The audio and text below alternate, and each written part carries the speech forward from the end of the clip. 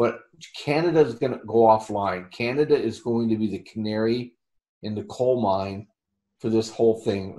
Russia, not so much, because Russia's deep enough that they can survive off the Black Sea, and China and Russia's population not so much.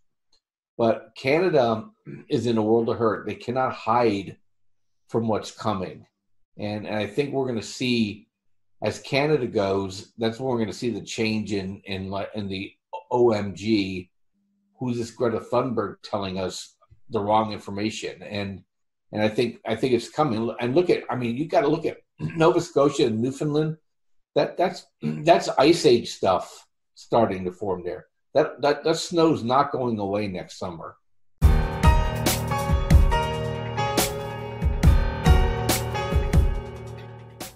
With global stock markets on a run in 2019, gaining $17 trillion in value, according to Deutsche Bank's calculations, there's never been a better time in history to invest in cryptocurrency or traditional markets.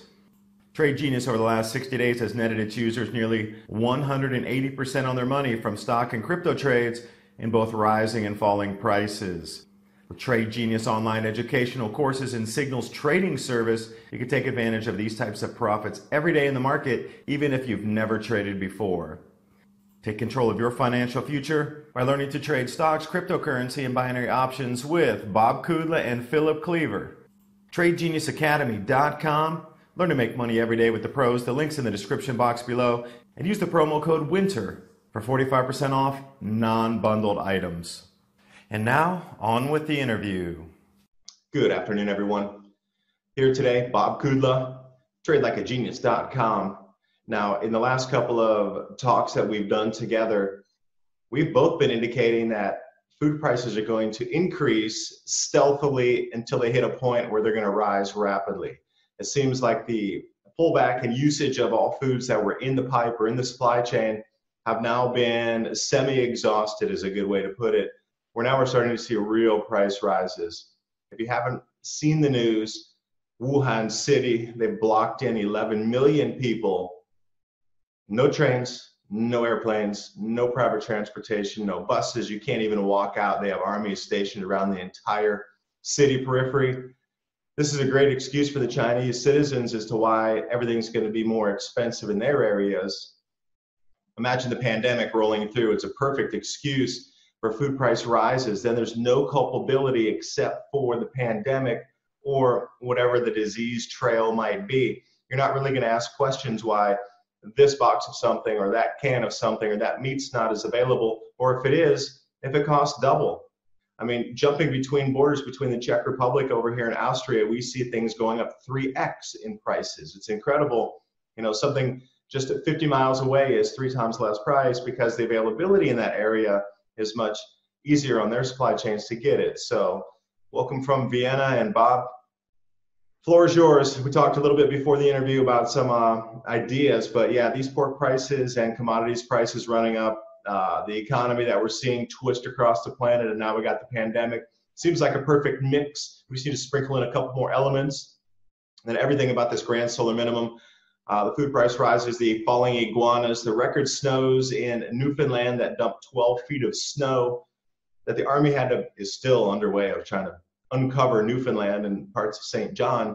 Most snow ever recorded ever in that part of northeastern Canada. A lot of signs are around. The record snows in Saudi Arabia, the record snows in United Arab Emirates as well. A year's worth of rain in Iran in 2 days. So it seems to be happening. And you know what? They're trying to now cut the channels that are talking about climate change because we don't kowtow to 100% CO2 warming. It's not you, it's not CO2, it's the sun. So Bob, thanks again for joining me. And here we go. It's going to be an exciting talk. Yeah, Dunka. Yeah, Mo's stomping grounds. That's our family heritage is, one grandparent from one end of Austria, the other grandparent from the other end of Austria. So we got you surrounded through history here. But yeah, it's really interesting to me. And I love climate issues just as a general rule. I was telling the people that I trade with is that, people that like to trade and people that like the weather are usually a lot of the same people, and they're both pretty successful at both because we love large visual dynamic systems that are chaotic, and where you can see the patterns through that chaos is, on the climate side, you benefit through the knowledge and foresight and trading. You benefit from making the correct trade and making money. And so that's why it always fascinated me between the juxtapositions between both.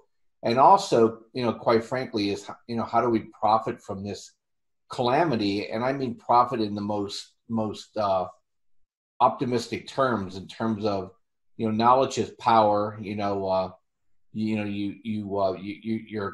ant, you're not a grasshopper, right? So you're preparing. And the Wuhan thing just was really interesting to me because just 3 weeks ago, there was no Wuhan problem. And the people in Wuhan that were being told, hey, you should probably put some food away, right? Just like we tell people here in Southern California, hey, have a bug out bag, have 6 weeks of food or whatever. And everybody just poo-poos it. Now the people in Wuhan, they're stuck.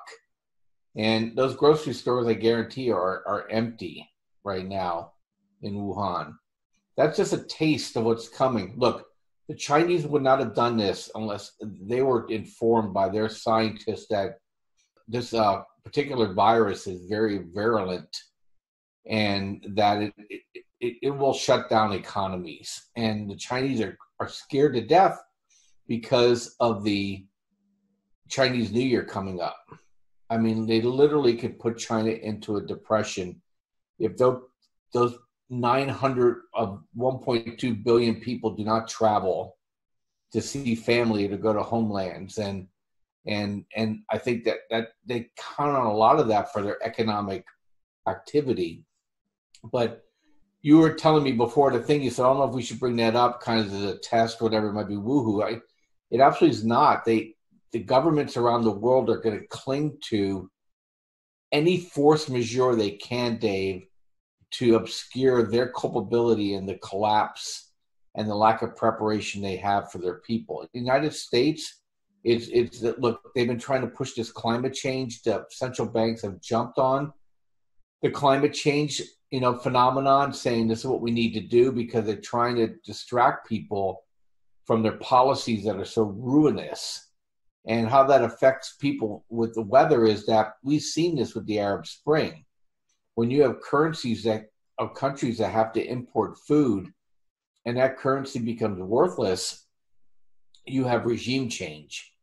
Now, very quickly, people have jumped on, hey, might be the stock market. The stock market's been selling off the last 2 days, and the narrative they're giving is the news coming out of China about how virulent this is and how it already came to the United States. So I see these things as always very connected, Dave. Governments not preparing their people, governments being secretive, people not preparing, and the events can unfold overnight, and you have to be prepared. I come at it from trading. Look, this stock market has been gliding now for 14 years, and it could do it 1987 flash crash and just literally wipe people's retirements off the face of the earth. But people are stuck. And same with the food thing. I went to the grocery store. My daughter said to me, goes, Dad, I want some bacon. I haven't had bacon for a while. I'm like, yeah, no problem. And I usually get my stuff at Costco, $4.99, a pound for each of that. I go into the grocery store, and the value price ones were $4.99 for 12 ounces, which was a little high than normal. But anything that's premium or center cut or thick cut or smoked with something that's not regular wood, it started at $9.99 a pound and went to $17.49 a pound. I'd never seen $17.49 a pound for bacon in my life. And that means that the supply chains are now starting to gear themselves towards sending those premium products to people who can pay that kind of price in China. And you remember the guy from, I don't know, is it Smithfield Foods? I forget the company that now got bought out. He basically said that expect higher pork prices because we're shipping everything that we get our hands on to China. And then I saw another article, I think I sent it to you, where it was if China imported all the pigs that they needed to resupply what they lost, there wouldn't be enough pigs in the world. And those kind of things have two dimensions to them. One is that it's going to cause prices to rise, but number two, it's going to cause resentment and people locking their borders down. And so when we start having real crises, people are going to be stingy, and then you'll see people dying wholesale. And I worry that countries have not, the whole idea behind the global supply chain was for this easy flow of goods and services so you didn't have to be self-reliant. And I think that was a thing by the elites too, to create mass dependency when required. And we're going to start seeing it. I look at India, we talked about this before. So here's the countries that people really, really need to keep an eye on, is that India is going to be in big trouble. They can't feed themselves and they can't energize themselves. Canada is in a world of hurt. They can both feed and energize themselves when things are normal. But Canada is going to go offline. Canada is going to be the canary in the coal mine for this whole thing. Russia, not so much, because Russia's deep enough that they can survive off the Black Sea, and China and Russia's population not so much. But Canada is in a world of hurt. They cannot hide from what's coming, and I think we're going to see, as Canada goes, that's when we're going to see the change in the OMG. Who's this Greta Thunberg telling us the wrong information? And I think it's coming. And you got to look at Nova Scotia and Newfoundland. That's ice age stuff starting to form there. That snow's not going away next summer. We're going to see that. And then Colorado, the peaks are starting to hold. And also here in the Sierras, the peaks are starting to hold over years now. So, that's kind of the things that I'm watching. And I'm watching it more for the fact that disruptions mean chaos, means market breaks. And that's where we can come in and profit from those situations, and to take advantage of first mover advantage, and to get people who listen to you and I a leg up. And I'll talk about a couple of those next time I jump into this conversation. Yeah, and I wanted to hit on what's happening in China as well. How prepared are you for emergencies financially, as well, if you're going to be able to trade and have resources financially during these times? TradeLikeAGenius.com. Take a look at what's on offer, because if you're going to lose your life savings because of a manipulated market going down like an albatross, and what we see with this financial scare across the planet, they're charging 10 times the amount to buy a mask, just a regular surgical mask that you can put across your face. They don't have enough in all of China. And I saw these images of lines out the door of people waiting to get face masks. But once they got in there, the prices were 10x what they anticipated paying, because people were gouging. And, there's only so many police and so many government officials, and you're sick, you're going to get sick, you need the mask. What are you going to do? And it's the same thing financially. Are you prepared for these changes? If things suddenly double, triple, quadruple, 10 times in price, financially, are you ready for an emergency as such as this?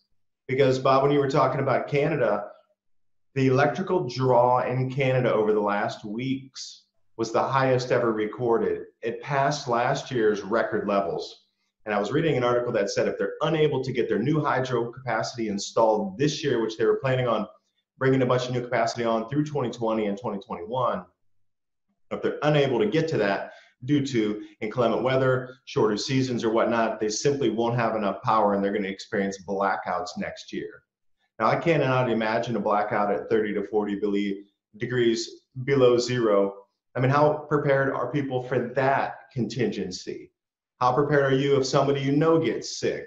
How prepared are you if you get locked in a city? Because I foresee this thing with China as being a litmus test of how much people will stomach before they start to say, no more, we're not going to get locked in the city.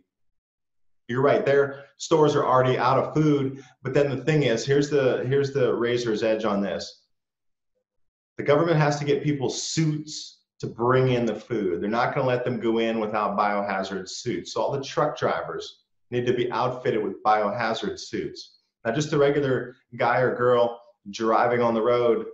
How convenient would that be for American truckers to put on biohazard suits and, deliver goods? Well, in China, it's a whole nother animal because, you got everything that's running from really small, they call them mianbaoche, like the minivans, all the way up to 18-wheelers and everything in between. But does the government have enough biohazard suits to give to all the truck drivers to even get the goods into the cities? And these are the kind of things that, how prepared are you for all these emergencies that are right on our doorstep? Things that are taking place now, not fanciful things that could happen in the future, but things that are happening right now, financially, virus-wise, food-wise, weather-wise.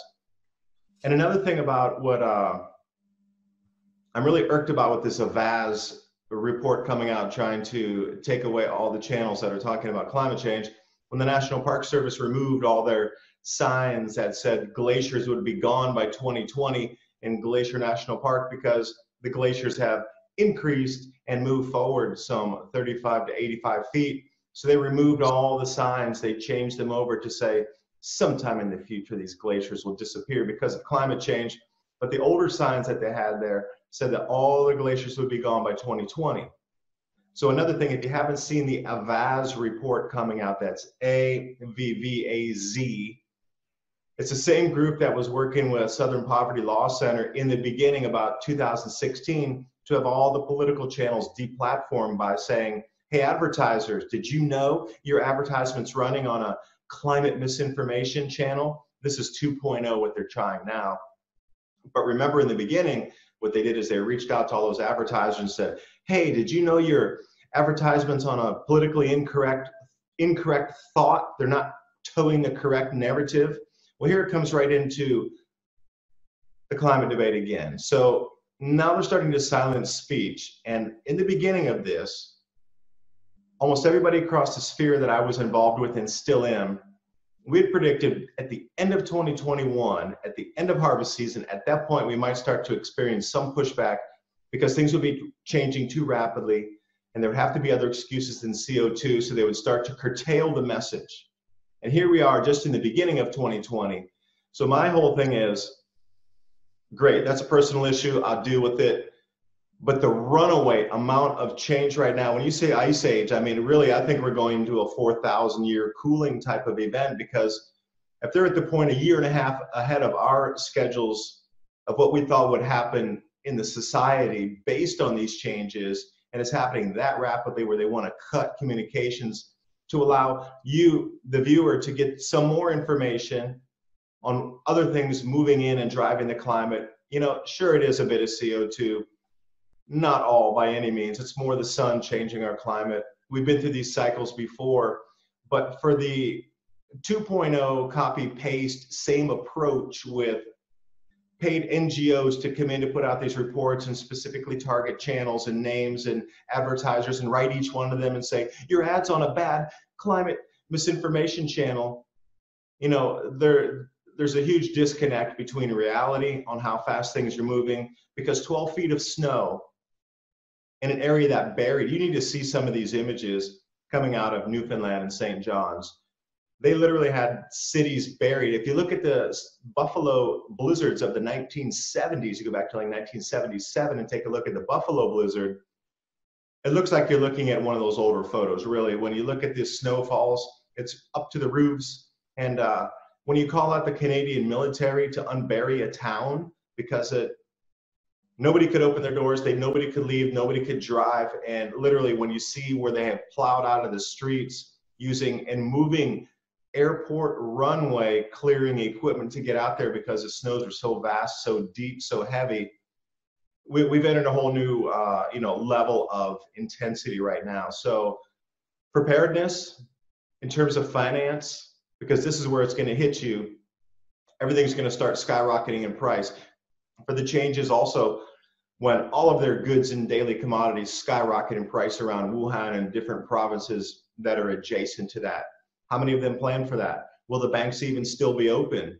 I mean, you're talking about having money in different places and being able to access it. If you just have your money in a regular traditional bank with your ATM and you're knocking on blockchain and crypto because you think, well, the ATM might not work or crypto won't work if the government decides, yeah, well, none of your bank cards are going to work either. So what kind of contingency plans do you have for finance? And this is the reason I'm talking with Bob today, is there are other options out there to get you ready for all these changes.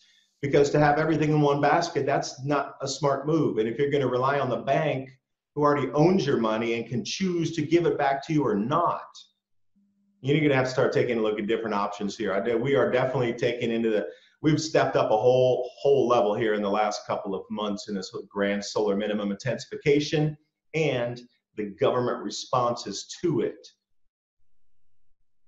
Yeah, and the government responds, in a very, very methodical way. They don't, because the reason people are politicians is that they have different skill sets than business leaders and thought leaders, and so they don't know how to really respond rapidly to a crisis because they have to try to build consensus, or they get authoritarian and they get a reaction. The thing with Wuhan and with Canada, the thing that is most interesting to me is how it's going to basically just suck the life out of economic activity.